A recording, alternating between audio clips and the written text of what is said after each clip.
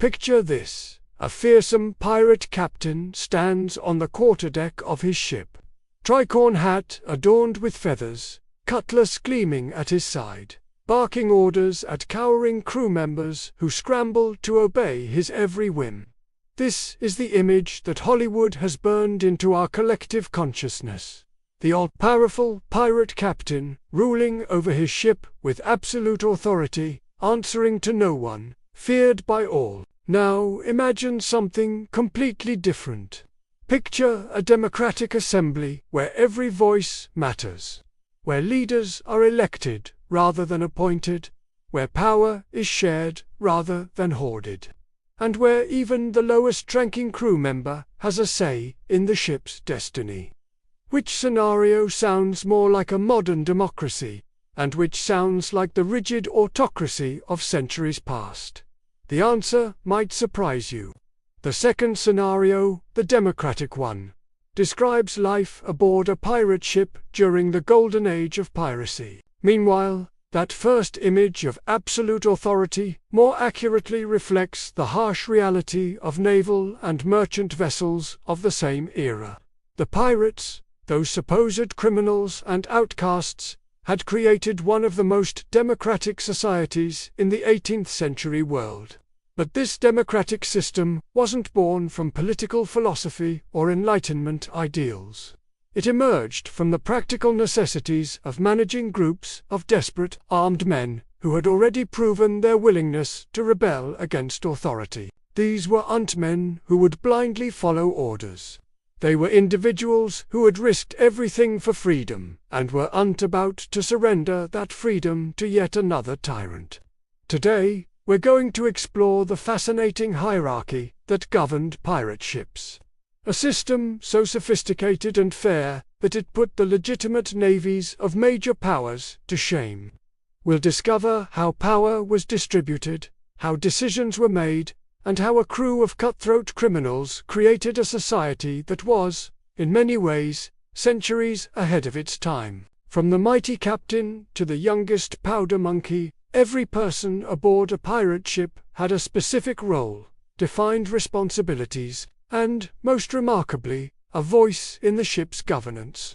This wasn't the chaotic, lawless freefall that popular culture suggests, but rather a carefully structured society with its own unique blend of democracy, meritocracy, and practical necessities.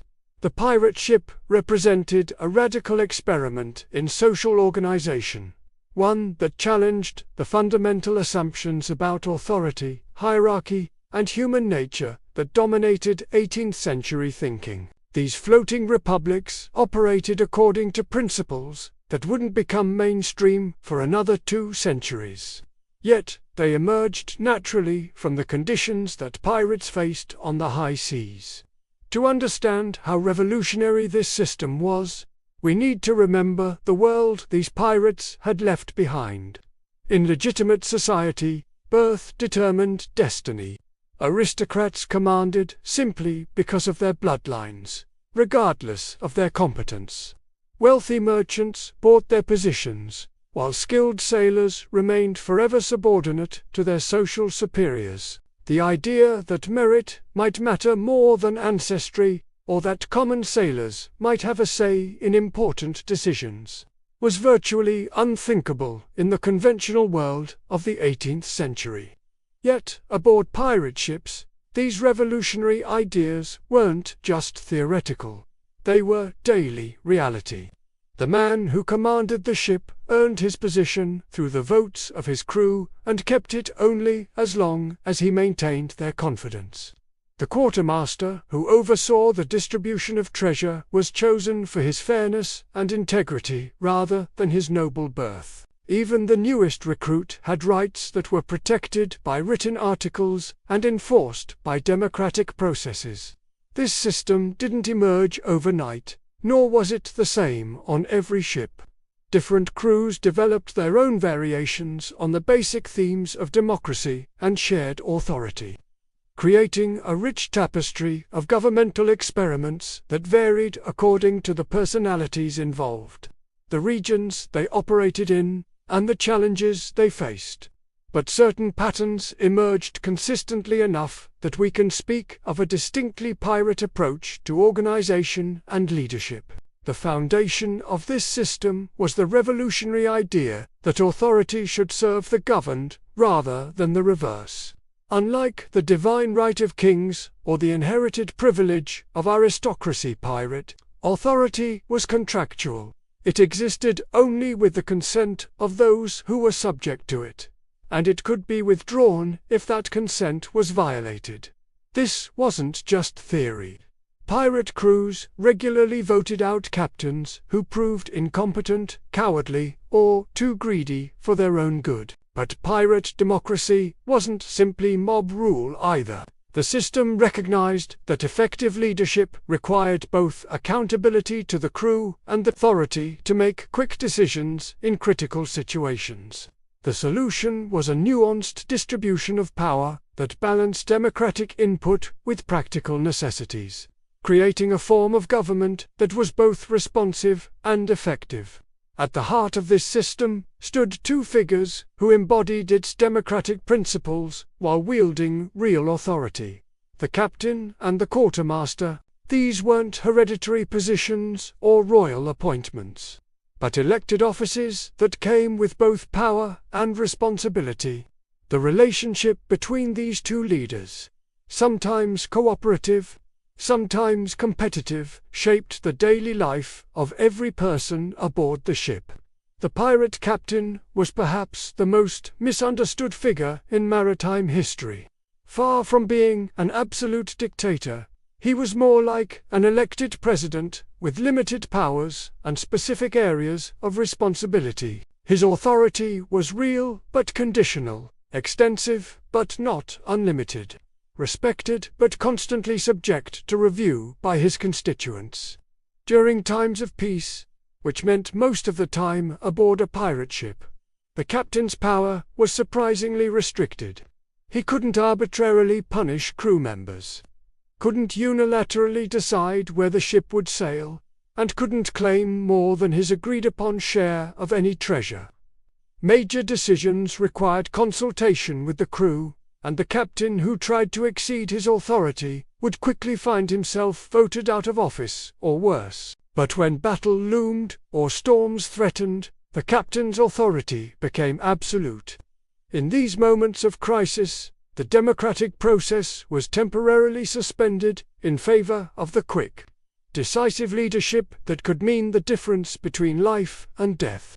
The crew understood that survival at sea sometimes required autocratic command, but they insisted that such authority be used only when truly necessary and be surrendered immediately when the crisis passed. This dual nature of pirate captaincy, democratic in peace, autocratic in war, reflected the sophisticated understanding of leadership that emerged from their harsh environment. Pirates had learned through bitter experience that different situations required different approaches to authority, and they developed a system flexible enough to provide both when needed. The qualities that made a successful pirate captain were quite different from those valued in legitimate society. Noble birth meant nothing if you could navigate by the stars or inspire confidence during a boarding action. Formal education was less important than the ability to read weather patterns and judge the fighting capacity of potential targets. Personal courage mattered more than political connections, and the respect of common sailors carried more weight than the approval of admiralty boards. Edward Teach, better known as Blackbeard, exemplified many of these qualities. Despite his fearsome reputation, contemporary accounts suggest he was an effective leader who maintained the loyalty of his crew through a combination of personal charisma, tactical skill, and scrupulous fairness in dividing treasure. His elaborate appearance, the smoking hemp in his beard, the multiple pistols, the dramatic costume was as much about psychological warfare against his enemies as personal vanity. Similarly, Black Sam Bellamy earned his crew's devotion not through terror but through his democratic leadership style and his famous speeches about the freedom and equality that piracy offered compared to the oppression of legitimate society. When captured, merchant sailors chose to join his crew rather than be released. It was often because they saw in pirate society an opportunity for advancement and fair treatment that the conventional world denied them. The process of selecting a pirate captain was itself a remarkable demonstration of democracy in action. When a new ship was captured or a crew formed, the potential candidates would present themselves to the assembled sailors, outlining their qualifications and their vision for the ship's future operations. The crew would then debate the merits of each candidate, ask questions about their plans and policies, and ultimately vote by secret ballot or public acclaim. This electoral process wasn't just a formality. It was a serious evaluation of leadership potential that often involved intense discussion and sometimes multiple rounds of voting. The crew understood that their choice of captain would determine their future prosperity and survival. So they took the decision seriously and evaluated candidates based on practical considerations rather than superficial appeal. Once elected, a captain's tenure was never guaranteed. Pirate crews retained the right to call new elections if they became dissatisfied with their leader's performance. A captain who proved cowardly in battle, greedy in dividing treasure, or incompetent in navigation, could find himself stripped of command and reduced to the ranks, or worse, if his failures had endangered the crew. This accountability meant that successful pirate captains had to be both leaders and servants, wielding authority while remaining constantly aware that their power depended on the continued consent of those they commanded. It was a delicate balance that required political skill as well as seamanship. And many otherwise capable sailors failed as captains because they couldn't manage the democratic aspects of pirate leadership.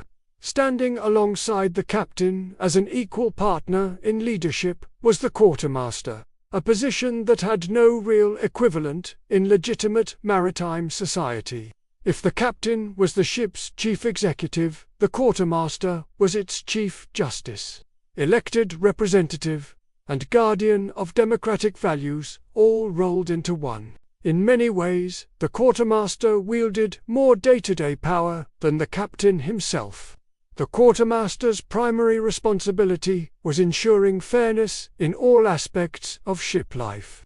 He oversaw the division of captured treasure, making sure that every crew member received his proper share according to the ship's articles.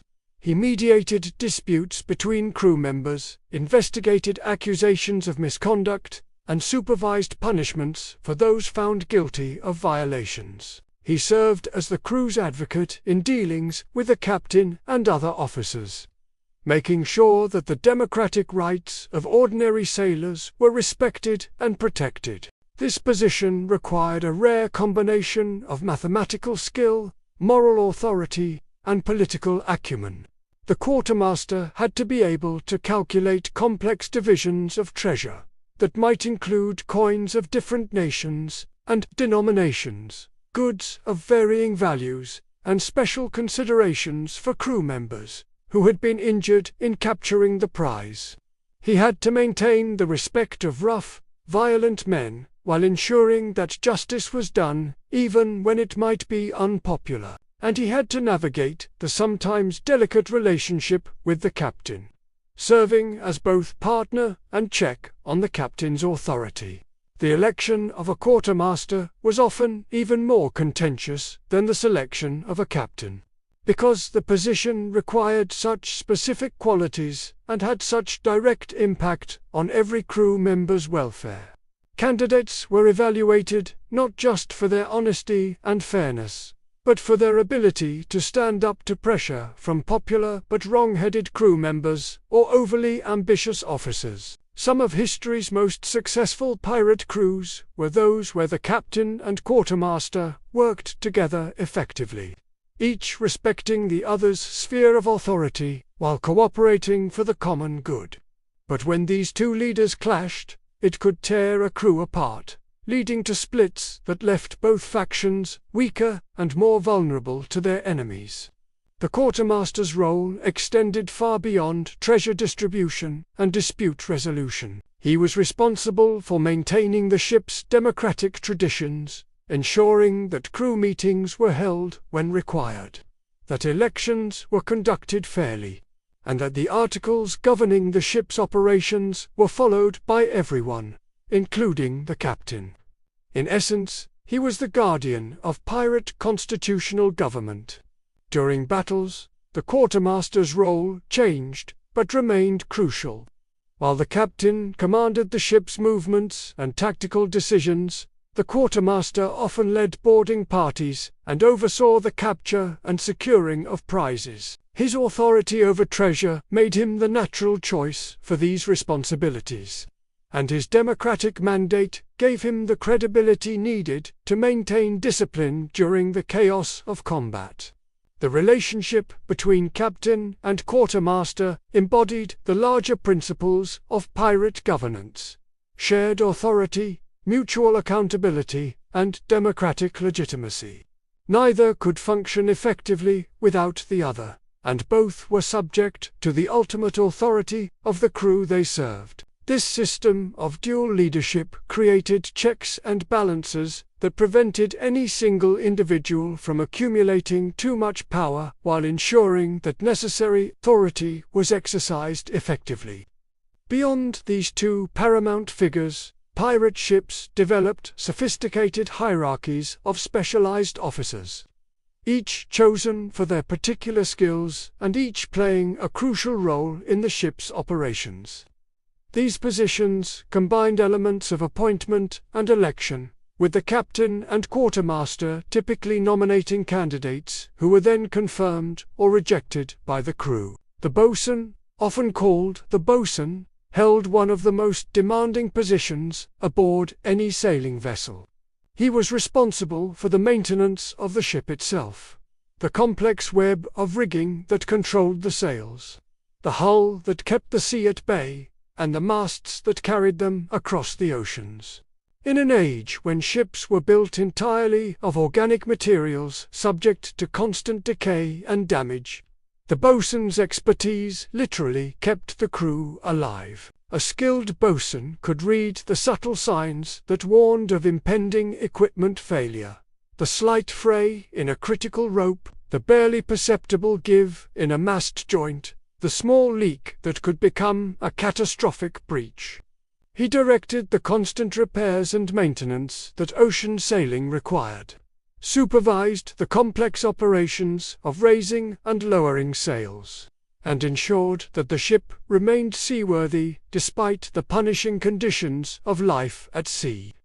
The bosun's authority extended over all aspects of the ship's physical condition and the work required to maintain it. He assigned work details, supervised repairs, and had the power to discipline crew members who failed to perform their duties adequately. This authority was necessary because sloppy work or negligence in ship maintenance could doom the entire crew, making the bosun's standards a matter of life and death for everyone aboard. During battle, the bosun's responsibilities shifted to damage control and tactical support. He directed the crews that repaired battle damage, kept the ship maneuverable despite hits from enemy cannon, and ensured that the complex rigging adjustments required for combat sailing were executed quickly and correctly. A competent bosun could keep a badly damaged ship fighting long enough to achieve victory, while an incompetent one might see his crew defeated by preventable equipment failures. The position required not just technical knowledge but leadership ability, as the bosun typically supervised larger work crews than any other officer except the captain and quartermaster. He had to be able to motivate men to perform dangerous, difficult work in all weather conditions, often while the ship pitched and rolled in heavy seas. The respect of the crew was essential, because sailors who did untrust their bosun's competence were unlikely to risk their lives following his orders during critical repairs. Equally specialized, but focused on the ship's offensive capabilities, was the gunner, the officer responsible for the cannons that were every pirate crew's primary tools of trade. In an era when naval combat was dominated by artillery, the gunner's expertise could determine the outcome of every engagement and, by extension, the crew's survival and prosperity. The gunner's responsibilities began with the maintenance and preparation of the ship's armament. Cannons required constant care to prevent rust and ensure proper function, while gunpowder had to be stored safely and kept dry in the humid conditions at sea. The complex equipment needed to load, aim, and fire the guns had to be inspected regularly and repaired when damaged. Cannonballs had to be stored securely to prevent them from becoming dangerous projectiles when the ship rolled in heavy weather. But technical maintenance was only part of the gunner's job. He also had to train the gun crews, ensuring that each man knew his role in the complex choreography of loading and firing the ship's artillery. During combat, seconds could mean the difference between victory and death. So the gunner drilled his crews relentlessly until they could service their weapons by instinct, even in the chaos and terror of battle. The tactical knowledge required of a competent gunner was considerable. He had to understand the ballistics of different types of shot, the optimal ranges for various tactical situations, and the effects of weather and sea conditions on artillery accuracy. He needed to know when to use solid shot to hole an enemy's hull, when chain shot was needed to destroy rigging, and when grape shot would be most effective against enemy personnel. During battle, the gunner's authority was absolute within his sphere of responsibility. He directed the gun crews, selected the appropriate ammunition for each tactical situation, and coordinated the ship's firepower with the captain's overall battle plan. His decisions could determine whether the crew captured a valuable prize or found themselves outgunned and facing death or capture. The gunner also played a crucial role in the intimidation tactics that pirates used to avoid actual fighting whenever possible. A well-maintained battery of guns, properly displayed and obviously ready for action, often convinced merchant vessels to surrender without resistance. The gunner's expertise in creating impressive displays of firepower could save lives on both sides, while achieving the crew's objectives without unnecessary risk. Working closely with the captain in the day-to-day operation of the ship was the first mate, a position that combined elements of executive officer, apprentice, captain, and backup leader. The first mate was typically an experienced sailor being groomed for eventual command of his own vessel, and his performance in this role often determined his future prospects in the pirate hierarchy. The first mate's primary responsibility was serving as the captain's deputy in all routine operations.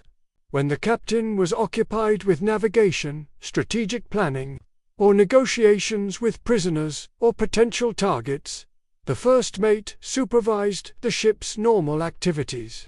He ensured that watches were changed on schedule, that routine maintenance was performed, and that the captain's orders were carried out efficiently. This position required a delicate balance of authority and subordination. The first mate had to be capable of independent command when necessary, but he also had to be careful not to overstep his authority or appear to be challenging the captain's leadership. Many first mates eventually became successful captains themselves, but others failed because they couldn't navigate the political complexities of their intermediate position. During combat, the first mate often commanded a section of the ship's defenses or led boarding parties alongside the quartermaster. His performance in these high-stakes situations was closely watched by the crew, as it often determined whether he would be considered for promotion to captain when the opportunity arose. The first mate who proved brave and competent in battle could expect support in future elections, while one who failed under pressure might find his career permanently stalled. The specialized nature of wooden ship construction and maintenance made the ship's carpenter one of the most valuable members of any crew. Unlike the boatswain, who focused on rigging and general maintenance, the carpenter was responsible for the structural integrity of the vessel itself. The hull, decks, masts, and internal framework that formed the ship's skeleton. The carpenter's workshop was typically located in the ship's hold, where he maintained the tools and supplies needed for his trade. His stock of lumber, iron fittings, oakum for caulking, seams, and tar for waterproofing represented a significant investment that had to be carefully managed and protected. The quality of his materials and tools directly affected his ability to keep the ship seaworthy, making the carpenter's equipment almost as important as the ship's cannons. During normal sailing, the carpenter conducted regular inspections of the ship's structure, looking for signs of damage or weakness that could become critical problems if left unrepaired. He supervised the routine maintenance that kept wooden ships afloat, recaulking seams, replacing worn planks, strengthening joints that had worked loose, and treating areas where rot or marine borers threatened the ship's integrity. But it was during and after combat that the carpenter's skills became most crucial. Enemy cannonballs could punch holes in the hull below the waterline, creating immediate threats to the ship's survival. Grapeshot and musket fire could damage critical structural elements, while the stress of battle maneuvers might reveal weaknesses in the ship's construction. The carpenter had to be able to make rapid emergency repairs under the worst possible conditions, often working in partially flooded compartments while the battle raged overhead. The speed and quality of battle damage repair often determined whether a pirate crew lived to enjoy their victory or found themselves swimming in shark-infested waters. A carpenter who could quickly patch holes and shore up damaged structures might save not just the ship but every life aboard it. This made competent carpenters extremely valuable and usually well-rewarded members of pirate crews. Another specialized position that reflects the unique challenges of life at sea was the cooper, the craftsman responsible for the barrels and casks that were essential for storing food, water, and other supplies on long voyages. While this might seem like a mundane specialty, the cooper's skills were literally vital to the crew's survival, as spoiled food or contaminated water could kill more effectively than enemy cannons. The cooper's primary responsibility was maintaining the hundreds of barrels that held the ship's provisions. These containers had to be watertight to prevent spoilage, strong enough to withstand the constant motion of the ship, and properly sized for efficient storage in the limited space available below decks. A single faulty barrel could contaminate an entire store of provisions, potentially dooming the crew to starvation or disease. The techniques required for effective cooperage were complex and demanding. The cooper had to understand the properties of different woods, the effects of humidity and temperature on barrel construction, and the specific requirements for storing different types of provisions. Barrels for water needed different construction than those for salted meat, while containers for gunpowder required special precautions to prevent accidental ignition. During long voyages, the cooper's ongoing maintenance of the ship's containers was essential for the crew's health and survival. He repaired damaged barrels, replaced worn hoops, and reconfigured storage as the ship's provisions were consumed and new supplies were required. His workshop was typically located near the ship's stores, where he could quickly respond to problems with critical provisions. The medical officer, usually called the surgeon, regardless of his actual qualifications, occupied a unique position in the ship's hierarchy that combined elements of technical specialist, humanitarian, and practical necessity. In an age when medical knowledge was primitive and supplies were limited, the ship's surgeon was often more important for morale than for actual healing. Though a competent medical officer could certainly save lives and reduce suffering, most pirate surgeons had limited formal training, having learned their skills as apprentices to other ships, doctors, or through grim experience during previous voyages. Their knowledge was largely practical rather than theoretical, focused on treating the specific injuries and illnesses that commonly affected sailors, rather than the broader medical science of the era. The surgeon's primary challenges were treating battle injuries, managing infectious diseases in the crowded conditions aboard ship, and dealing with the various ailments caused by poor diet and harsh living conditions. Gunshot wounds, sword cuts, and injuries from falls or accidents required immediate attention, often under battlefield conditions with limited supplies and no sterile environment. The surgeon's equipment was basic but carefully maintained. Saws for amputation, knives for surgery, needles and thread for stitching wounds, and a limited pharmacopoeia of herbs and medicines believed to have healing properties. Much of his effectiveness depended on his ability to improvise treatments using whatever materials were available, as specialized medical supplies were often impossible to obtain during long voyages. Beyond these specialized officers, the majority of any pirate crew consisted of ordinary seamen who performed the basic work that kept the ship operational.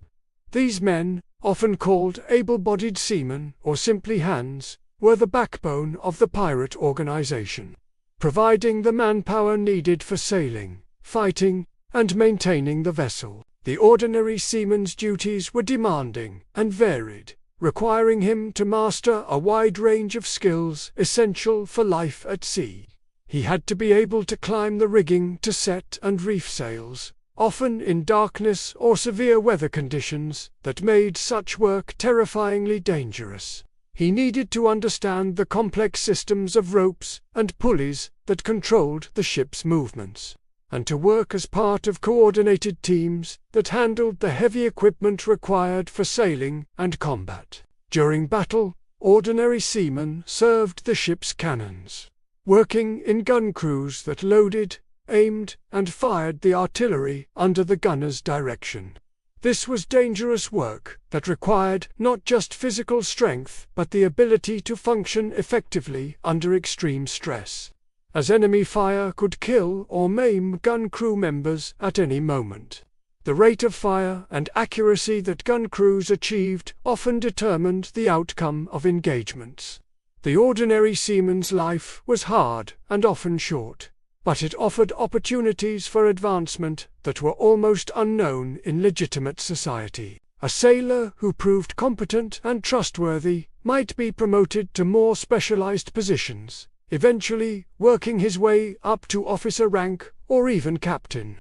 The democratic nature of pirate society meant that advancement was based on merit rather than birth or wealth, making it possible for common sailors to achieve positions of authority and respect.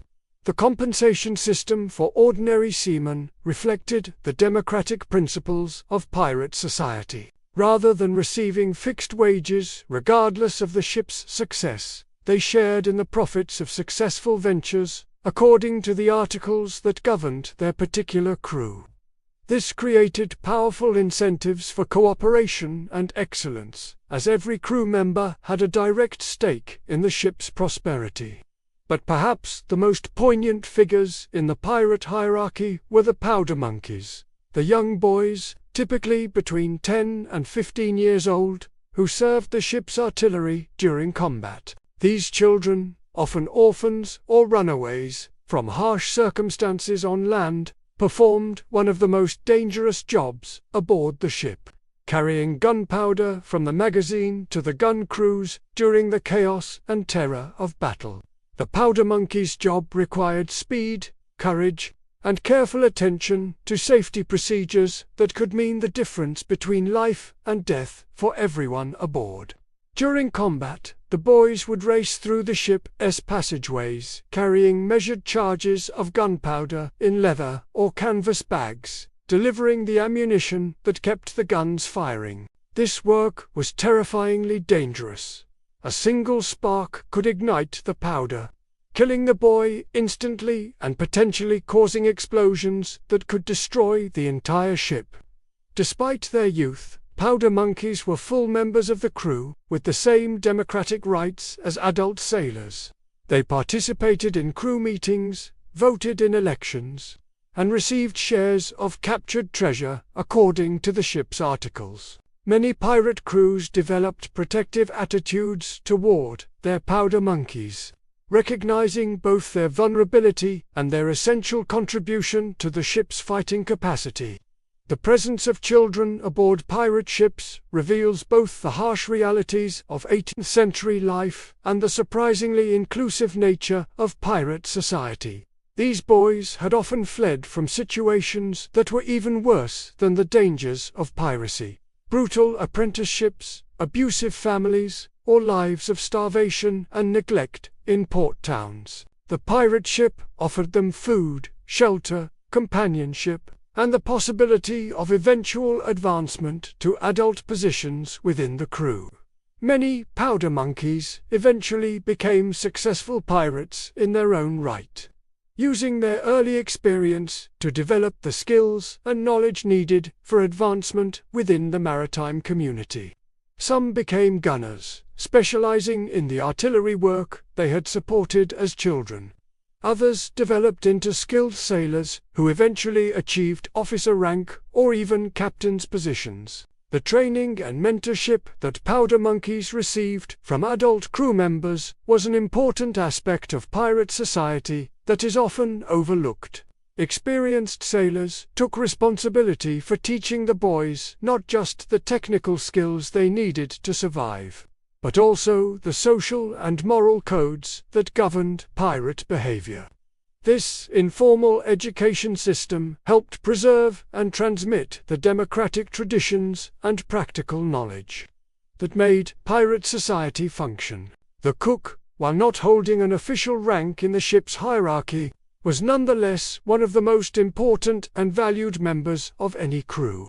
The ability to prepare edible meals from the limited and often poor quality ingredients available during long voyages was both a technical skill and an art form that could dramatically affect crew morale and health. The ship's cook faced extraordinary challenges in performing his duties. He had to prepare meals for dozens of men using a small galley space equipped with only the most basic equipment. The open flame required for cooking posed constant fire hazards aboard a wooden ship, while the ship's motion made handling hot liquids and sharp implements extremely dangerous. The cook had to be able to work safely and efficiently in conditions that would challenge even experienced chefs on land. The ingredients available to the cook were severely limited by the preservation techniques of the era.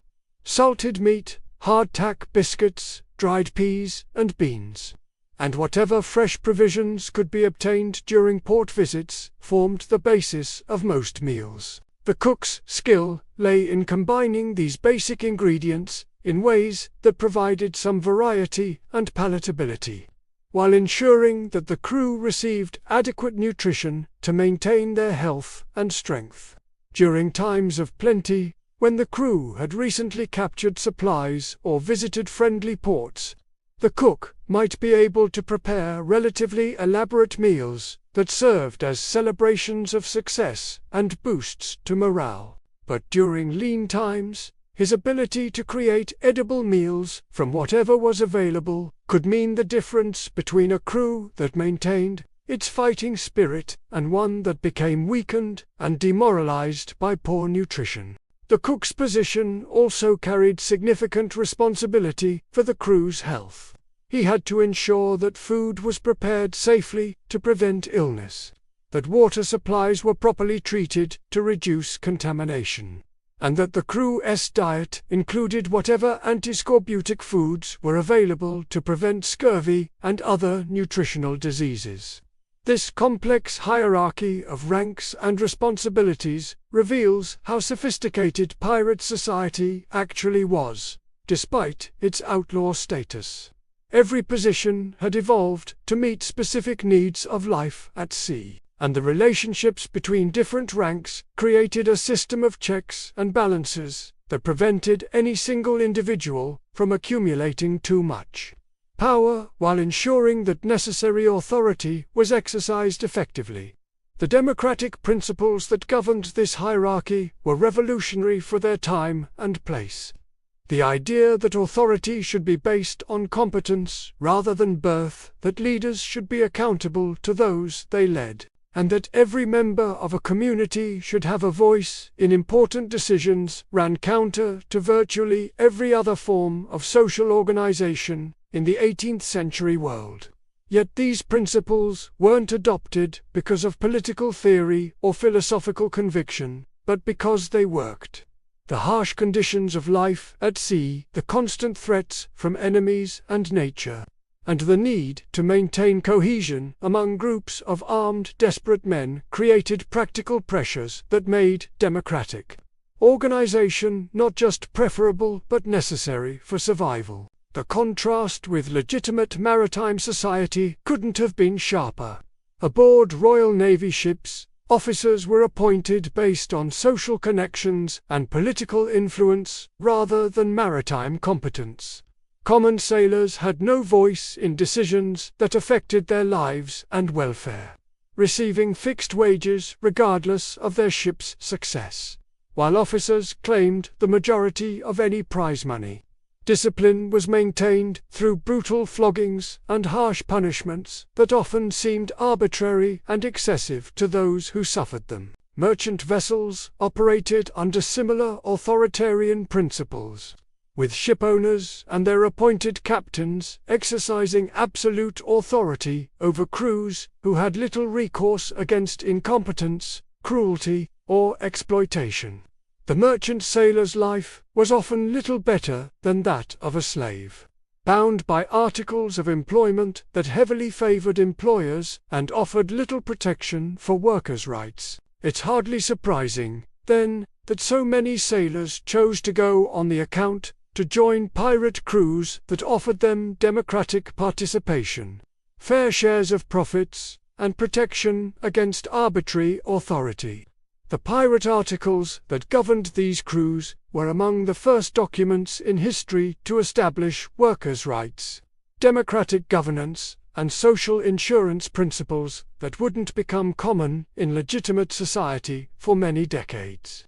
The pirate hierarchy also demonstrated remarkable flexibility in adapting to changing circumstances and individual needs. Different crews developed their own variations on the basic structure, creating specialized positions or modifying traditional roles to suit their particular circumstances. Some ships included positions like navigator, mast-at-arms, or musician that reflected the specific skills available within their crews or the challenges they faced in their operations. This adaptability extended to the treatment of crew members with special needs or circumstances. Injured sailors who could no longer perform their original duties might be reassigned to positions that accommodated their limitations, while still contributing to the ship's operations. Elderly crew members with valuable experience might be given lighter physical duties while serving as mentors and advisors to younger sailors.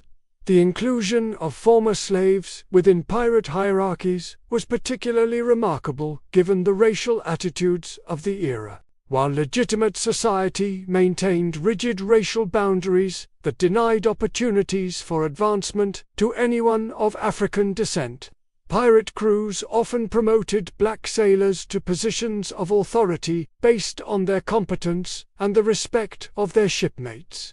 Some of the most successful pirates of the Golden Age were men of African descent, who had found in piracy the opportunities for leadership and advancement that legitimate society denied them. This racial integration was the result of enlightened attitudes about human equality. Pirates could be as prejudiced as anyone else in their era.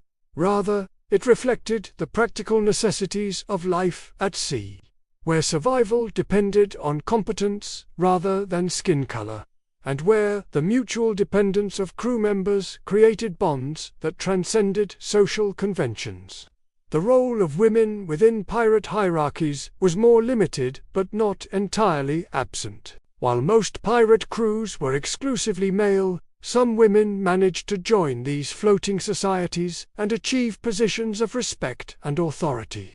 Anne, Bonny, and Mary Read are the most famous examples. But historical records suggest there were others who successfully navigated the challenges of proving themselves in this male-dominated world. The democratic traditions of pirate society provided some protection for women who managed to join crews, as the same principles that protected common sailors from arbitrary authority could be invoked to defend women's rights within the pirate community. However, the physical demands of maritime life and the social prejudices of the era meant that women faced additional challenges in achieving recognition and advancement within pirate hierarchies.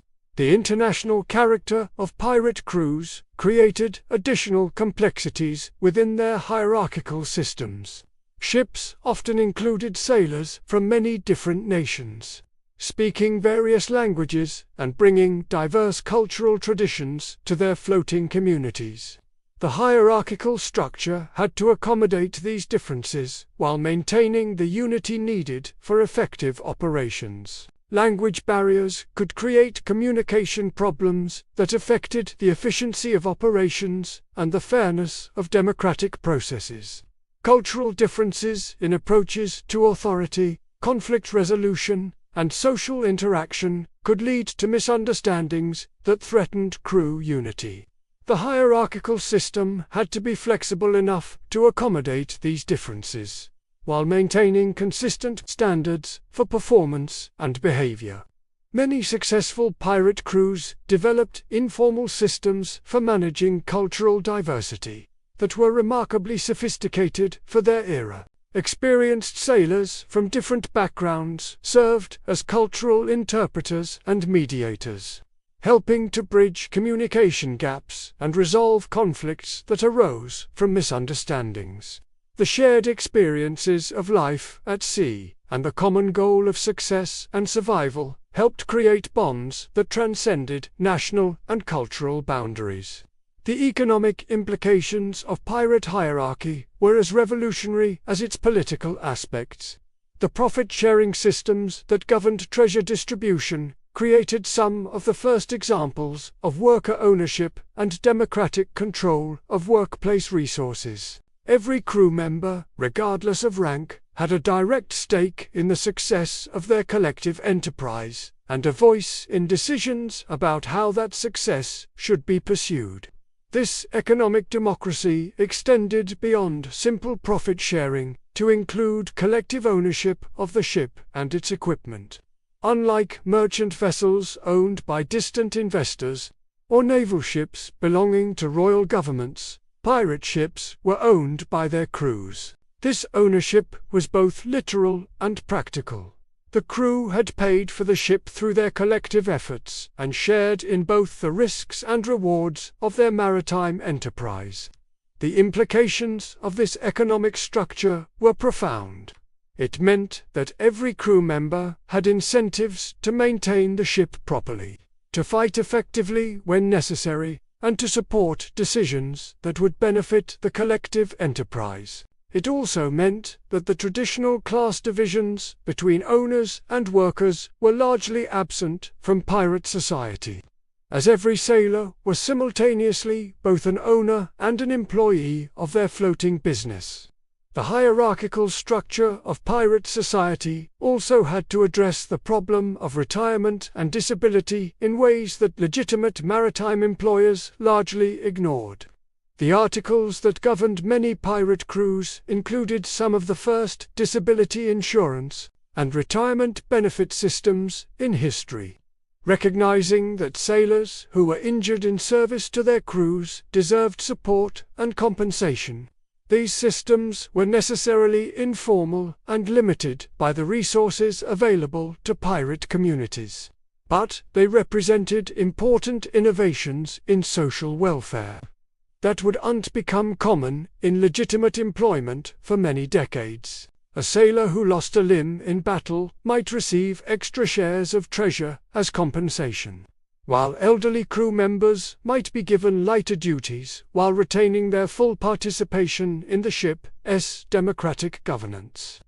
The educational aspects of pirate hierarchy are often overlooked, but were crucial to the preservation and transmission of maritime knowledge and democratic traditions. The informal apprenticeship systems that brought new sailors into the community served not just technical training purposes, but also socialization into the values and practices that made pirate society function.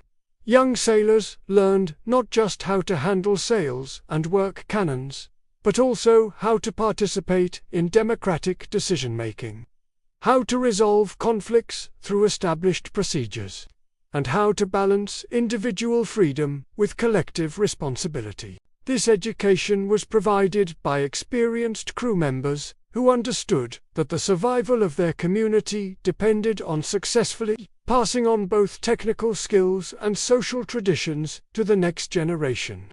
The mentorship relationships that developed within pirate crews were often closer and more personal than those found in legitimate maritime employment, where harsh discipline and rigid hierarchy discouraged the formation of supportive relationships between senior and junior sailors. The shared dangers and democratic values of pirate society created environments where experienced sailors had both incentive and opportunity to invest in the development of their younger colleagues. These mentorship relationships served multiple functions within pirate society. They helped preserve technical knowledge that was essential for the crew's survival and success. They transmitted the cultural values and democratic traditions that distinguished pirate society from the authoritarian alternatives available in legitimate maritime employment, and they created networks of mutual support and loyalty that strengthened the social bonds holding these diverse communities together. The complexity of pirate hierarchy also had to address the challenge of succession planning and leadership development. Unlike legitimate organizations where positions were filled through appointment or inheritance, pirate crews had to prepare potential leaders through democratic processes that identified and developed talent from within their own ranks. This meant that successful pirate crews invested considerable effort in training multiple crew members who could assume leadership responsibilities when needed. The hierarchical structure provided pathways for advancement that allowed promising sailors to gain experience in positions of increasing responsibility, while the democratic selection process ensured that only those who had earned the respect and confidence of their colleagues achieved positions of authority. The first mate position served as a particularly important stepping stone for potential captains, providing them with the experience and visibility needed to succeed in future elections. Similarly, specialized positions like gunner or bosun allowed sailors to develop expertise and leadership skills that could qualify them for promotion to higher ranks or even captain positions on other vessels. The temporary nature of many pirate crews created additional complications for their hierarchical systems. Unlike naval or merchant vessels that maintained relatively stable crew compositions over extended periods, pirate ships often experienced significant turnover as crew members left to join other ventures, retired from active piracy, or were lost to battle or disease. This instability meant that pirate hierarchies had to be more flexible and adaptive than their counterparts in legitimate maritime employment. The system had to be able to quickly integrate new crew members, while maintaining continuity in leadership and operations. It also had to provide mechanisms for rapid promotion when deaths or departures created vacancies in critical positions. Some pirate crews addressed these challenges by maintaining informal networks that extended beyond individual ships. Experienced sailors who had served together might reunite on different vessels, bringing their established relationships and shared understanding of pirate traditions to new crews. These networks helped preserve institutional knowledge and democratic practices even as individual crews formed, disbanded, and reformed in new configurations.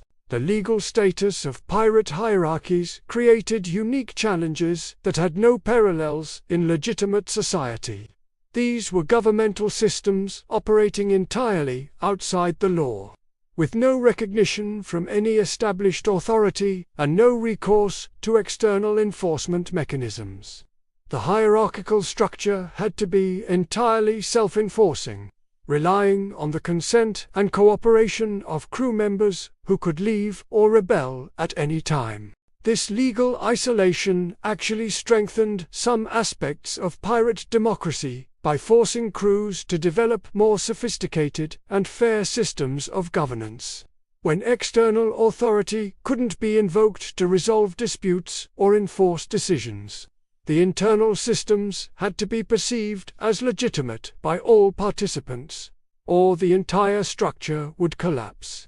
This created powerful incentives for fairness, transparency, and democratic participation that were often absent from organizations that could rely on external enforcement. The Articles of Agreement that governed many pirate crews were remarkable legal documents that established some of the first written constitutions in the modern world. These documents specified not just the hierarchy of ranks and their responsibilities, but also the rights of crew members, the procedures for democratic decision-making, and the principles that would guide the community's operations. These articles were typically negotiated and agreed upon by all crew members, creating a genuine social contract that bound the community together. Unlike the imposed regulations that governed legitimate ships, pirate articles represented the collective will of their crews, and could only be changed through democratic processes that ensured continued consent. The enforcement mechanisms specified in these articles were necessarily harsh, as the crews had no access to prisons or other institutions that could contain dangerous individuals without disrupting ship operations. Serious violations of the articles often resulted in marooning or execution, not because pirates were inherently more violent than their legitimate counterparts, but because they had fewer alternatives for dealing with crew members who threatened the safety and cohesion of their floating communities. The international implications of pirate hierarchies were significant during an era when national identity and loyalty were becoming increasingly important in European politics. Pirate crews often included sailors from nations that were officially at war with each other, creating communities where former enemies worked together as equals and partners. This international character of pirate society created both opportunities and challenges for their hierarchical systems. The diversity of backgrounds and experiences within crews could be a source of strength, bringing together different skills and perspectives that enhanced the community's capabilities. But it could also create conflicts when national loyalties clashed with crew solidarity, or when political developments in Europe affected relationships between crew members of different nationalities. Many pirate crews developed sophisticated approaches to managing these international tensions. Some articles specifically prohibited discussion of national politics or required crew members to abandon their former national identities in favor of loyalty to their new pirate community.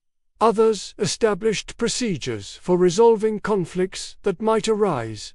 from international tensions while maintaining the unity needed for effective operations. The religious dimensions of pirate hierarchy reflected the complex relationship between these outlaw communities and the Christian societies they had rejected. Most pirate crews included men from various Christian denominations, and some included Muslims, Jews, and members of other religious traditions. The hierarchical system had to accommodate this religious diversity while maintaining community cohesion. Some pirate articles included provisions for religious observance and moral conduct that reflected the Christian backgrounds of many crew members, while others adopted more secular approaches that focused on practical behavior rather than religious belief. The presence of ship's chaplains on some vessels indicates that religious observance remained important to many pirates, even as they pursued lifestyles that put them at odds with conventional Christian morality. The relationship between pirate hierarchies and the broader maritime community was complex and often contradictory. While pirates were officially outlaws, many maintained connections with friends and family members in legitimate maritime employment. Information, supplies, and sometimes personnel moved back and forth between the legal and illegal sides of maritime society, creating networks that influenced the development of both pirate and legitimate hierarchical systems. These connections meant that innovations in pirate governance sometimes influenced practices in legitimate maritime employment, while developments in naval and merchant organization affected pirate society as well. The cross-pollination of ideas and practices between these supposedly separate worlds contributed to the evolution of maritime society as a whole. The technological context within which pirate hierarchies operated also shaped their development and effectiveness. The sailing ships of the golden age of piracy required large crews with diverse skills, creating natural hierarchies based on technical competence and experience. The limitations of communication technology meant that ships operated largely independently, requiring self-contained governmental systems that could function without external supervision or support. These technological constraints encouraged the development of democratic practices that might not have emerged under different circumstances. When external authority couldn't be consulted for guidance or enforcement, internal systems had to be more responsive to the needs and concerns of those they governed. When communication with other ships was limited and unreliable, each crew had to develop the capability to make independent decisions about complex situations.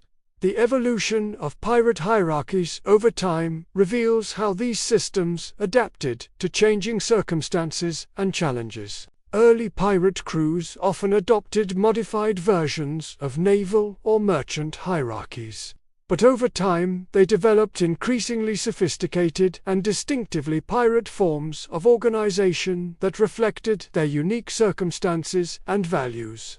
The most successful pirate crews were often those that achieved the most effective balance between democratic participation and practical necessity, creating hierarchies that were responsive to crew concerns while maintaining the authority needed for effective operations. These crews served as models that influenced other pirate communities and contributed to the development of increasingly refined approaches to democratic governance at sea.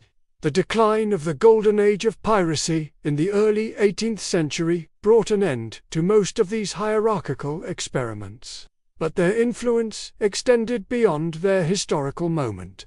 The democratic principles and organizational innovations developed by pirate crews influenced later developments in labor, organization, political theory, and social welfare that continue to shape our world today. The documentation of pirate trials and activities preserved detailed records of these hierarchical systems that provide historians with unique insights into alternative forms of social organization.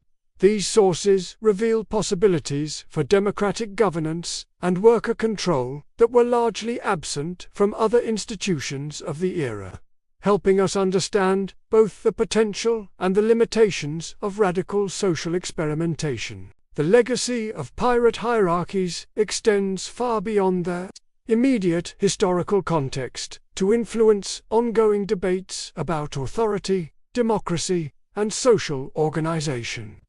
The questions that pirate crews grappled with: how to balance individual freedom with collective responsibility, how to ensure fair distribution of resources, how to maintain effective leadership while preventing tyranny, remain relevant to contemporary discussions about governance and social justice. The maritime context within which these hierarchies developed created unique conditions that may not be replicable in other settings, but the principles and practices that emerged from this context offer valuable insights for anyone interested in democratic organization and alternative forms of social structure.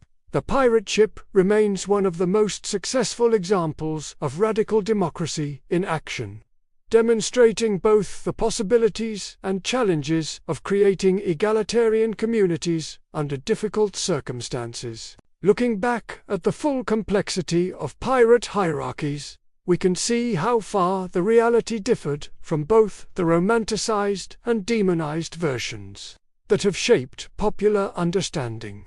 These weren't chaotic bands of criminals operating without structure or principle, nor were they the egalitarian utopias that some modern romantics have imagined.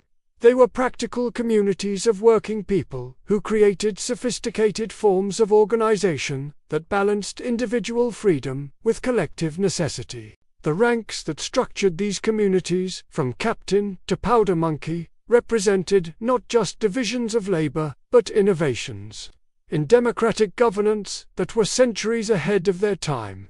The systems of election, accountability, and shared authority that governed relationships between these ranks created some of the first examples of workplace democracy and worker control in the modern world.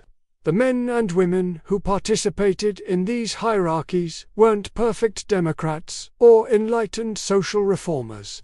They were often rough, violent people who had been driven to extreme measures by the harsh conditions of their era. But in their desperate attempt to create alternatives to the oppressive systems they had rejected, they developed governmental innovations that continue to influence our understanding of democratic possibility. The pirate hierarchy remains one of the most fascinating experiments in human organization, revealing both the potential for democratic governance and the practical challenges that must be overcome to make such systems work. In their floating republics of outcasts and rebels, these maritime communities created something unprecedented in human history. Societies where merit mattered more than birth, where authority served the governed rather than the reverse, and where ordinary working people could participate meaningfully in the decisions that shaped their lives. The contrast with legitimate maritime society of the same era couldn't be starker. While royal navies operated under rigid hierarchies that denied advancement to talented sailors born into the wrong social class, pirate crews elected their leaders based on competence and maintained the right to remove them if they proved unsatisfactory, while merchant vessels concentrated profits in the hands of distant owners. Pirate ships shared their success among all who contributed to achieving it. This democratic alternative was unjust theoretical. It was a daily reality. For thousands of sailors who chose the dangers of piracy over the certainties of oppression in legitimate employment, their hierarchical systems weren't perfect, and their communities ultimately failed to provide sustainable alternatives to the societies they rejected. But, in their brief flowering, they demonstrated possibilities for human organization that remain relevant and inspiring today. So the next time you encounter the popular image of chaotic pirates operating without law or order, Remember the sophisticated reality behind the myth. Remember the democratic articles that governed their communities, the elected officers who served rather than ruled, and the ordinary sailors who found in these floating republics opportunities for dignity and advancement that the legitimate world denied them. Their experiment in radical democracy failed, but the questions they raised and the solutions they developed continue to resonate in our ongoing struggles for freedom, equality, and human dignity. The pirate ship remains a powerful symbol not of lawless chaos, but of the eternal human aspiration to create societies where ordinary people can control their own destinies and share fairly in the fruits of their collective labor. In the end, the hierarchy of the pirate ship, from the democratically elected captain to the young powder monkey with his share of the treasure, represents one of humanity's most remarkable experiments in social organization. It reminds us that even in the most desperate circumstances, human beings can create communities based on justice, democracy, and mutual respect. That this experiment took place among people who were officially criminals and outcasts makes it not less significant but more so. Proof that the impulse toward freedom and equality can emerge anywhere, under any circumstances, when people are willing to risk everything for the chance to live as equals rather than subjects. The ranks and roles that structured these floating communities tell a story not just about pirates, but about the eternal human struggle for dignity, justice, and the right to determine one's own fate. In their democratic hierarchy of rogues and rebels, they created something that the respectable world of their era couldn't imagine: a society where every voice mattered, every contribution was valued, and every person had the chance to rise as high as their abilities and the trust of their colleagues could carry them.